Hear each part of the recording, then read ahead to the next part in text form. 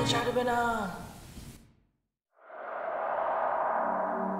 গল্প শুরু করার আগে আমার সমস্ত শ্রোতা বন্ধুর ভালোবাসা ও সহযোগিতা একান্তভাবে কাম্য করি।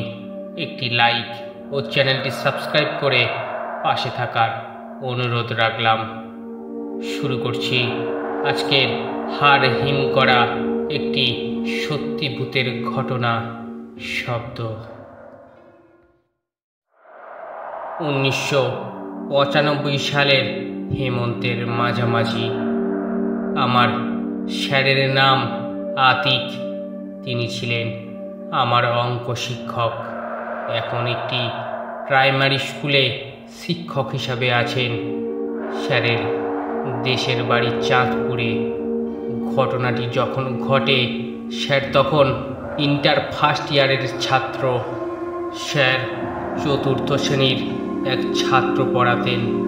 গ্রাম থেকে 1.5 মাইল দূরে কাশিমপুর গ্রামে গিয়ে পড়াতেন। বেতন বেশি হওয়ায় স্যার সকল কষ্ট উপেক্ষা করে নিয়মিত সাইকেল চালিয়ে পড়াতে যেতেন। রোজ বিকালে স্যার সাইকেল চালিয়ে কাশিমপুর যেতেন, আবার সন্ধ্যা হওয়ার আগেই ফিরে আসতেন নিজ গ্রামে। আমার স্যারের গ্রাম এবং কাশিমপুর গ্রামের মাঝে প্রায় 1 মাইলের ফাঁকা ধানের মাঠ রয়েছে। দিনের বেলা কৃষকে পরিপূর্ণ থাকলেও রাতের বেলা একদম ফাঁকা থাকে। এই 1 মাইলের মধ্যে কোনো বসত বাড়ি নেই, শুধু আধা পাকা রাস্তাটা এঁকে বেঁকে চলে গেছে। সেদিন ছিল মঙ্গলবার। স্যার একটা বিশেষ কাজে আটকে যাওয়ায় সন্ধেবেলা কাশিমপুরের উদ্দেশ্যে রওনা হলেন। সাইকেলটার সমস্যা হওয়ায় রিকশায় করে গেলেন। আকাশের অবস্থা খারাপ, থেমে থেমে বিদ্যুৎ চমকাচ্ছে, মনে হচ্ছে বৃষ্টি নামবে। এই আবহাওয়ায় না বের হলেই ভালো হতো, কিন্তু উপায় নেই। কাল স্টুডেন্টের অঙ্ক পরীক্ষা। অবশ্য কাল ভোরে যাওয়া যেত, কিন্তু কাল ভোরের গাড়িতে স্যারকে জরুরি কাজের জন্য ঢাকায় আসতে হবে। কাশিমপুরের কাছে যেতেই মুষলধারায় বড় বড় ফোঁটা আকারে বৃষ্টি শুরু হলো। কোনো রকম ছাত্রের বাসায় উঠে নিজেকে রক্ষা করলেন স্যার।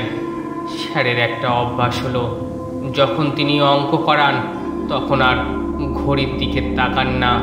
তেমনি অঙ্ক করাতে করাতে ঘড়িতে 10টা বেজে গেল। অবশ্য বাইরে যে ঝড় শুরু হয়েছে তাতে ঘড়ি দেখেও লাভ নেই স্যারের। ছাত্রের বাবা এসে স্যারকে আজ রাতটা থেকে যেতে বললেন। স্যার হাসি মুখে বললেন, কাল ভোরেই ঢাকা যেতে হবে, অতএব আজ রাতে গিয়ে সব কিছু গোছাতে হবে। ঝড় থামলো রাত 11:30টায়। একটা ছাতা হাতে স্যার বেরিয়ে পড়লেন। স্যারকে সাবধানে যেতে বলে বাড়ির বারান্দা পর্যন্ত এগিয়ে দিলেন ছাত্রের বাবা। চারিদিকে ঘুটঘুটে অন্ধকার, মাঝে মাঝে বিদ্যুৎ চমকাচ্ছে। রাস্তার মধ্যে কাদা হওয়ায় স্যারের চলতে বেশ অসুবিধা হচ্ছে।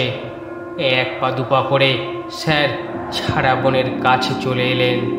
ছাড়া বন মানে যে বনের আশেপাশে কেউ থাকে না এবং খুব খারাপ বন।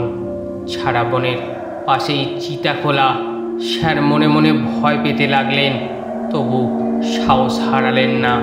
চিতাখোলার কাছে আসতেই এক ঝলক ঠান্ডা বাতাস স্যারের শরীরটাকে হিম করে দিয়ে গেল। সাথে সাথে স্যারের শরীর বেশ ভারী হয়ে গেল। স্যার যত দ্রুত সম্ভব এগিয়ে চললেন। বাতাসে কাদামাটির গন্ধ। স্যার খোলা রাস্তা ধরে এগোতে লাগলেন। আকাশে কালো মেঘের ফাঁকে মরা চাঁদ উকি দিয়েছে। চারিদিকে মোটামুটি হালকা দেখা যাচ্ছে। একা একা স্যার হেঁটে চলেছেন। এমন সময় পেছনে পায়ের শব্দ পেলেন। বৃষ্টি হওয়ায় রাস্তায় পানি জমে আছে, তা থেকেই পায়ের শব্দ আসছে। স্যার পিছনে তাকালেন, কোথাও কিছু নেই। আবার হাঁটতে লাগলেন। আবার পেছনে সেই শব্দ। স্যার আবার পিছন ফিরে তাকালেন।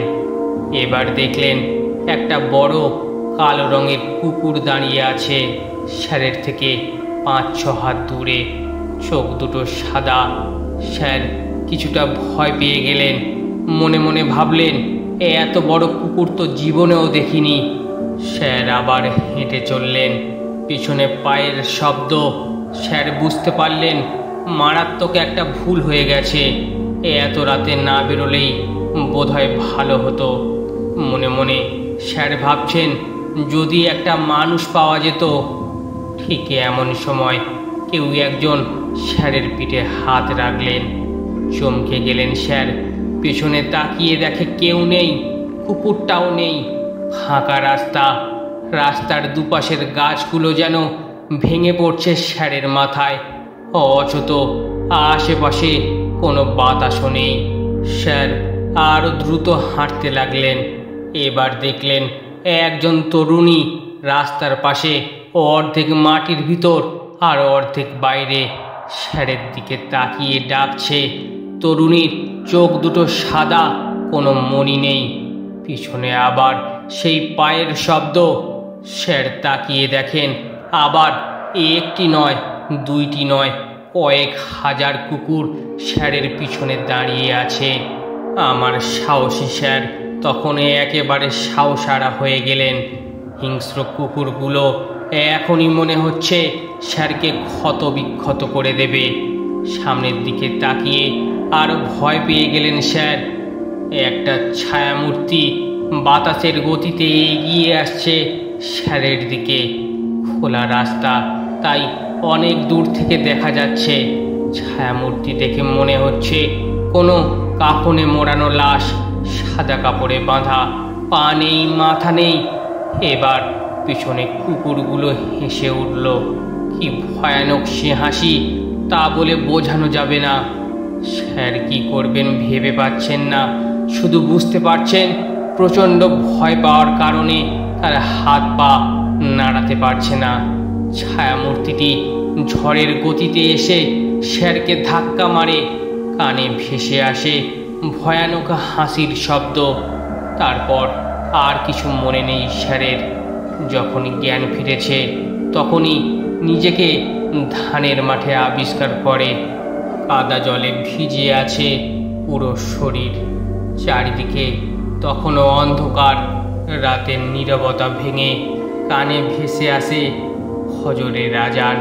স্যার আলো ফোটা পর্যন্ত অপেক্ষা করে এবং আলো ফুটলে নিজ গ্রামে চলে যায়। ঘটনাটি কেমন লাগলো অবশ্যই কমেন্ট করে জানান। আর ভালো লাগলে চ্যানেলটি সাবস্ক্রাইব করে নিন। ধন্যবাদ।